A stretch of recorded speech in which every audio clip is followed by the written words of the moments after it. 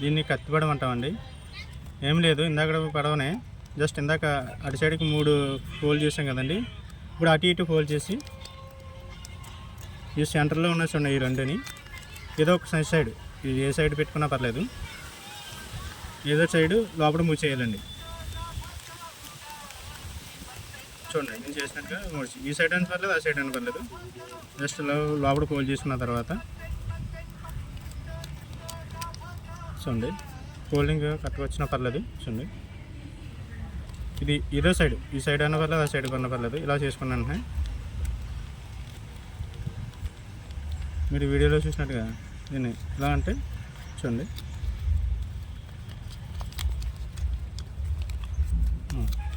ఇది కత్తి పడవ అండి. దానికి దీనికి వేరియేషన్ ఏంటంటే కిందన మనకి బాటంలో తోకలా ఉంది కదా, దీన్నే కత్తి అంటాం. ఓకే అండి, ఇది సెకండ్ మెథడ్.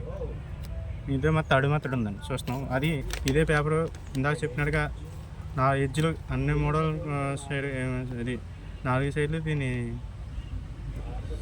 రెక్టాంగిల్ ఏంటి స్క్వేర్ కదా, దీన్ని చతురస్రం అదే స్క్వేరే కదా, చతురస్రాకారంలో తీసుకున్న తర్వాత దీన్ని చూడండి ఇలా ఫోల్డ్ చేసుకున్న తర్వాత ఇలా ఫోల్డ్ చేసుకుని ఇటు ఫోల్డ్ చేసుకుని మళ్ళీ దీన్ని ఇలా రొటేట్ చేయాలి.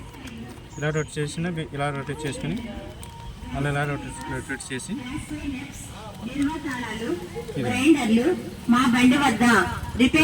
తర్వాత చూడండి ఈ 4 సైడ్లు ఇంక ఇలా రావాలి.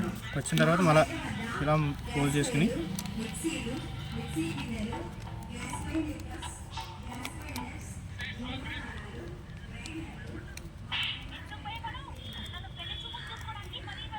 చూడండి, వీడియోలో అబ్జర్వ్ చేయండి, నేను చేసినట్టుగా చేయండి.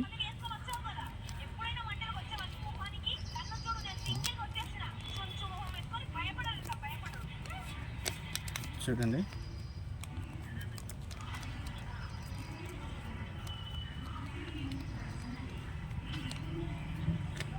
మనం ఫోల్డింగ్ అంతా అయిపోయిన తర్వాత మనం చూసుకుంటే బ్యాక్ సైడ్ మీకు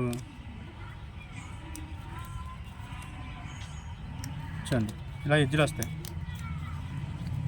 ఇదిగో ఇలా రావాలి. ఇలా వచ్చిన తర్వాత దీన్ని ఇలా ఫోల్డ్ చేసుకుని మీరు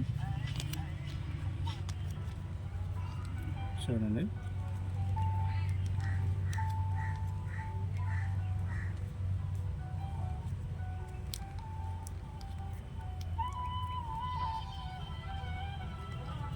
ఇదండి. ఇది నార్మల్ పడవ కింద కనిపిస్తుంది చూడడానికి, కానీ ఇక్కడ చూడండి మీరు ఇది గూడిస్ పడవ అండి. ఇదండి పైన గూడి వచ్చిందా, ఇది గూడి పడవ. రొటేట్ చేయండి చూడండి. అంటే ఫస్ట్ మోడల్లో చూడండి ఓన్లీ నార్మల్ పడవ చేసాం కదా, అలాగే ఉంటుంది. కానీ పైన ఈ టాప్ అనేది వస్తుంది మనకి, ఇదే గూడిస్ పడవ. దీన్ని ఇందులోనే మనం ఈ గూడి పడవలోనే కత్తి పడవ చేయొచ్చు, నార్మల్గా చేయొచ్చు. దీనిలో రెక్కల పడవ కూడా చేయొచ్చు వస్తుందండి. అది కూడా చూపిస్తాను, అలా చేయాలి మీకు.